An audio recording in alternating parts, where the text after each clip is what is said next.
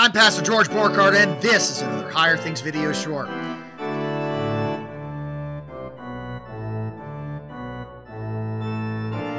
Today I'm going to ask you to do something completely different, something out of the box. I'm going to ask you to giving up on organized Christianity, or specifically the Lutheran Church.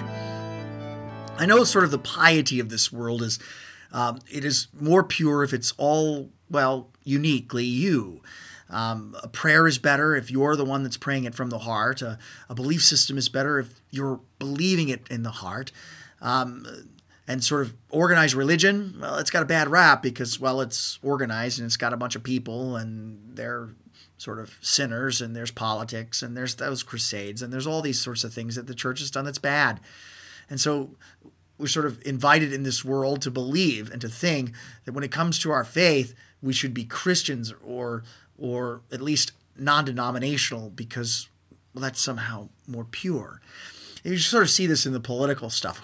You know, everybody's after, in the presidential election, those wonderful undecideds because, you know, they haven't made their decision yet. And they're somehow more pure than one person who's in a party or who's already made their decision on who they're going to vote for. Now, the opposite of organized Christianity, besides it being disorganized Christianity, is a religion that's centered upon what you do, think, and feel. You're the determining factor on what your faith says and what you believe. It may be a sort of salad bar of a bunch of different faiths. You may give your heart to God or make a decision for God or not do this or do that or have a positive feeling or change the way you do things or just be a better you.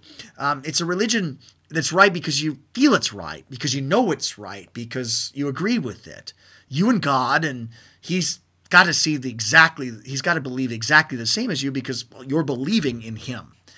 And you sort of can't find anybody who agrees with you 100% in this world. You may have good friends, BFFs in this world, but they don't agree with you 100%. But when it comes to religion, are we supposed to believe that God is going to see eye to eye with us on everything? And it's going to be right because, well, we believe it's right. And with disorganized religion, or the religion of me, comes all these things that we think everybody believes. Like that God helps those who help themselves, or God won't give you anything you can't handle, or if you believe right, then things will go right, and if you just think right or do right, God will work it all right, all out. Karma.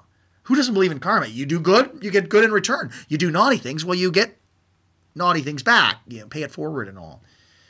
Besides, again, there's all that yucky things that happened in the church, all those sinners and people who do bad things in the church. But there are bad apples everywhere in a fallen world. Bad doctors, yet we don't give up on hospitals. Bad mechanics, yet when our car's broken, we take it to a repair shop. They're bad banks, but we still put our money in them. Church is different. We're going to hold it to a higher standard because we can judge churches. Why? And have you noticed that all of the religion that I've said that separates itself from the Catholic faith, and by that I mean Universal Christian Church, is all centered about me, what I do, what I say, what I think, and it's right because, well, I think it's right. And are we really going to hold the church to a higher standard than our health? I mean, I really don't think so. Yet the reason why we go to doctors, even though there might be bad apples in the mix, is because we have to, because we have pain, because we're sick. Because if we don't go to the doctor, then we might die. Dying, that's something to think about church when you think about dying. And do you really want to trust your salvation and your hope and your heaven to what you think God to be like? Especially considering the one who's sort of running the God that we believe, the puppet God who believes exactly the same as we do is, well, us. And there's a name for that. The God who does and believes exactly as you do is called an idol. Again, I'm inviting you to come back to appreciating the Lutheran Church or your organized church. There are parts of our lives, especially our belief system, that might need an outside opinion, a second opinion. You go to the dentist with great feeling teeth, but he takes an x-ray and he shows you cavities, places where your teeth are rotten.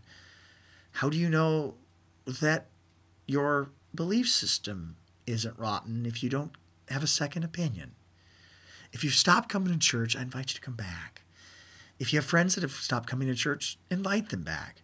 The church hasn't been perfect, but she does have one thing going for her. She has Jesus. She has forgiveness. She has amnesty, won from outside of us by the holy life and the bitter sufferings and death of Jesus. To the thirsty, we have living water.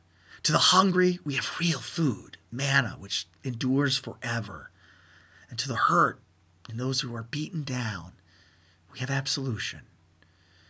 Come and get a second opinion about your religion from your church, the church of your parents and your grandparents and your youth. We don't have condemnation or judgment. We're not going to look down upon you. And if you're going to have a second opinion, don't you want that second opinion to be from Jesus? I forgive you all your sins. Think about it. Give organized religion, organized faith, especially the Lutheran Church, a second look. You might find comfort for your troubled conscience.